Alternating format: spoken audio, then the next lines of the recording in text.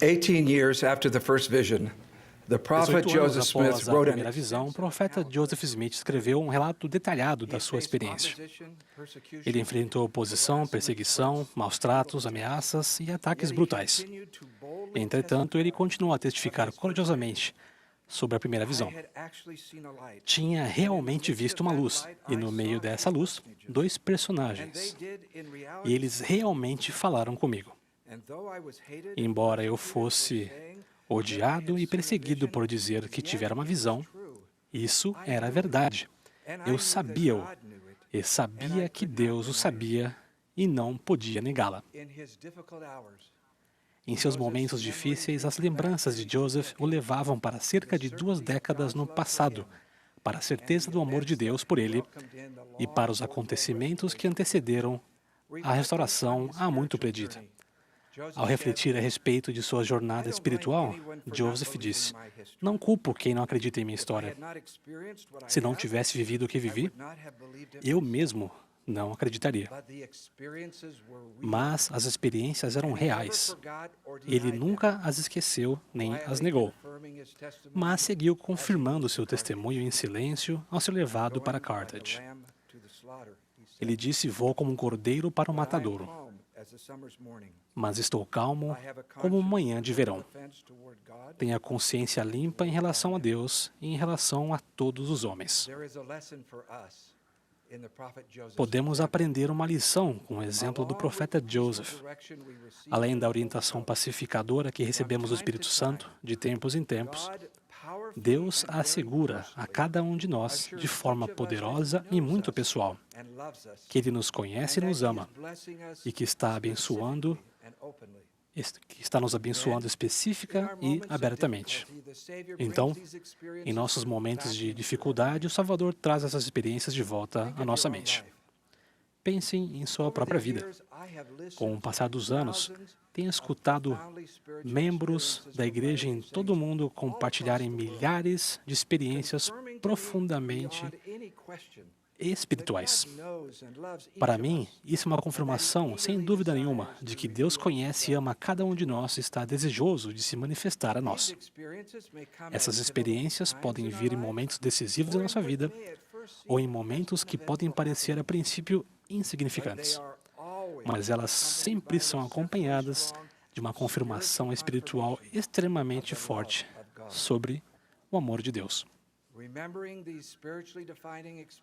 A lembrança dessas experiências espirituais determinantes nos coloca de joelhos e nos faz declarar, tal como fez o profeta Joseph: o que recebi veio dos céus.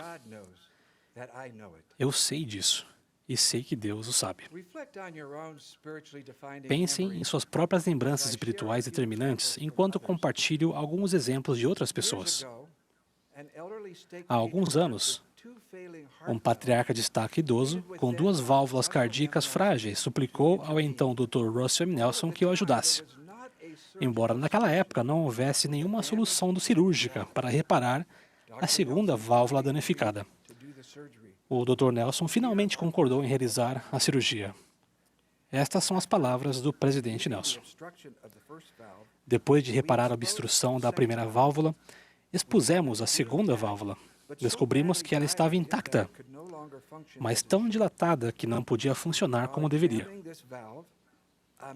Enquanto examinava aquela válvula, uma mensagem clara veio à minha mente: reduza a circunferência do anel. Transmiti aquela mensagem a meu assistente. O tecido da válvula será suficiente se conseguirmos reduzir eficazmente o tamanho do anel até suas dimensões normais. Mas como? Uma imagem surgiu com clareza em minha mente, mostrando como poderíamos dar os pontos, fazendo uma prega aqui, uma dobra ali. Ainda me lembro daquela imagem mental, completa com linhas pontilhadas nos lugares em que as suturas deveriam ser feitas.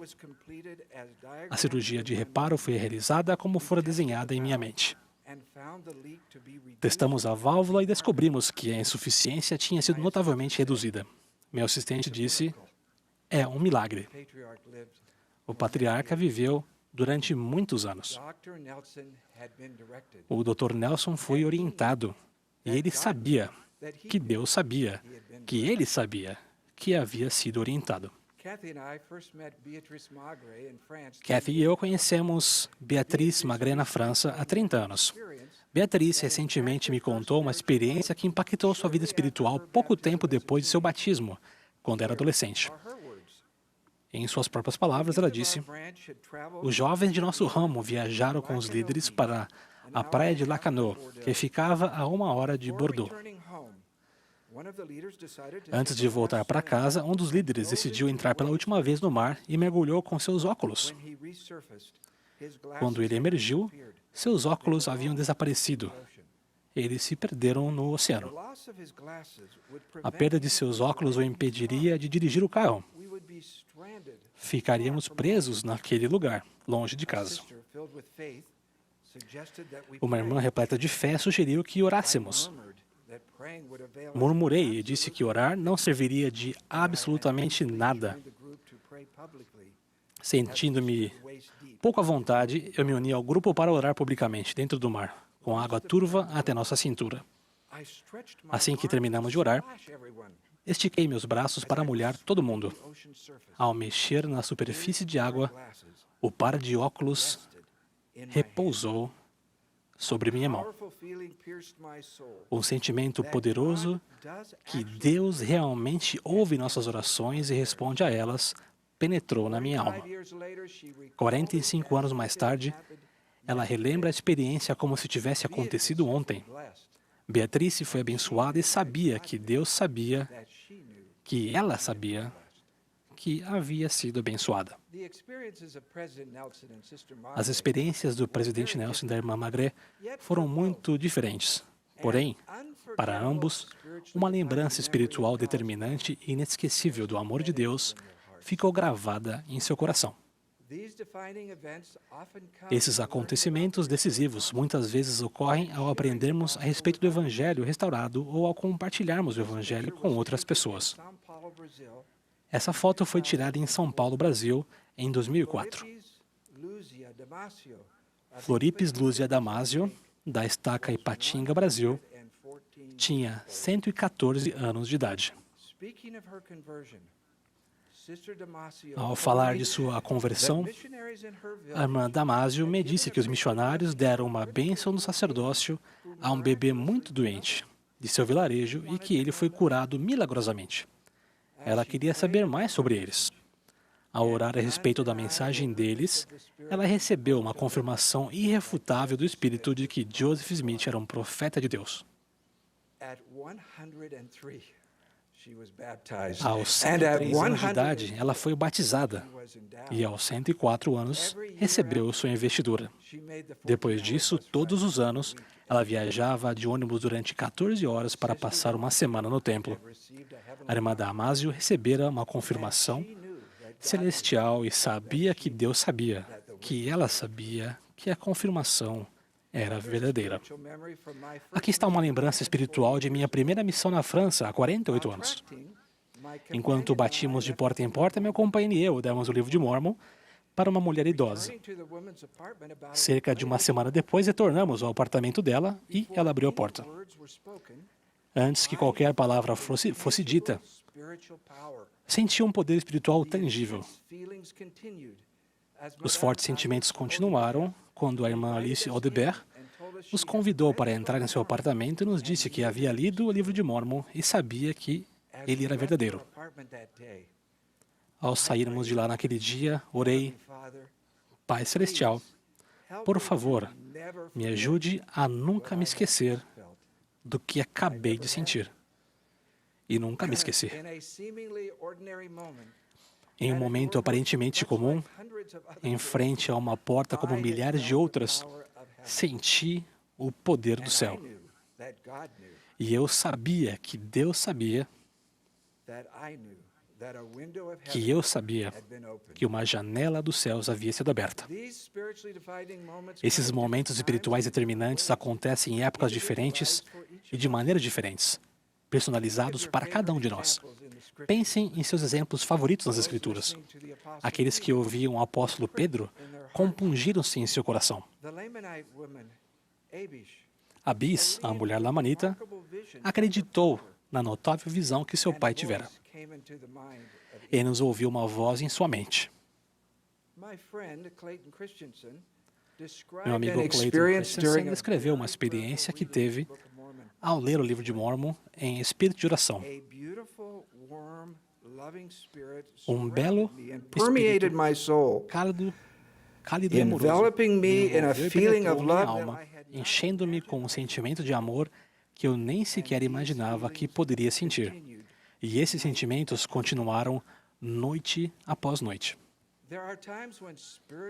Há momentos em que sentimentos espirituais tocam nosso coração como fogo, iluminando nossa alma. Joseph Smith explicou que, às vezes, de repente, podem vir ideias à nossa mente, e, ocasionalmente, a inteligência pura flui em nós. Ao dar uma resposta a um homem sincero, que alegou nunca ter passado por tal experiência, o presidente Dallin H. Oaks aconselhou: talvez suas orações tenham sido respondidas diversas vezes, mas você esperava um sinal tão grande ou uma voz tão alta que você acha que não obteve nenhuma resposta. O próprio Salvador falou a respeito de pessoas de grande fé, que foram abençoadas com fogo e com o Espírito Santo, mas não o souberam. Recentemente ouvimos o presidente Nelson dizer: convido-os a pensar de modo profundo e com frequência sobre essa pergunta-chave.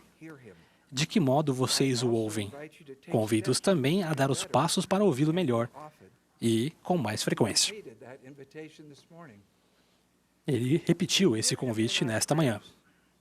Ouvimos o Senhor em nossas orações, em nosso lar, nas Escrituras, nos hinos, ao partilharmos dignamente do sacramento, ao declararmos nossa fé, ao servirmos a outras pessoas e ao frequentarmos o templo com outros membros. Momentos espirituais determinantes acontecem ao ouvirmos a conferência geral em espírito de oração e ao guardarmos os mandamentos de uma forma melhor. E crianças, essas experiências também são para vocês. Lembrem-se, Jesus ensinou e abençoou as criancinhas, e as crianças disseram grandes e maravilhosas coisas. O Senhor disse: este conhecimento é dado pelo meu Espírito, e se não fosse pelo meu poder, não o poderias ter. Portanto, podeis certificar que ouvistes a minha voz e conheceis as minhas palavras. Podemos ouvir o Senhor devido à bênção da incomparável expiação do Salvador. Apesar de não podermos escolher quando teremos esses momentos determinantes, o presidente Henry B. Eyring deu o seguinte conselho para estarmos preparados. Esta noite e amanhã à noite, ao orarem e ponderarem, sugiro que façam as seguintes perguntas. Deus mandou uma mensagem específica para mim? Vi sua mão agir em minha vida e na vida de minha família? A fé, a obediência, a humildade e a real intenção abrem as janelas dos céus. Vocês podem pensar a respeito de suas lembranças espirituais desta maneira.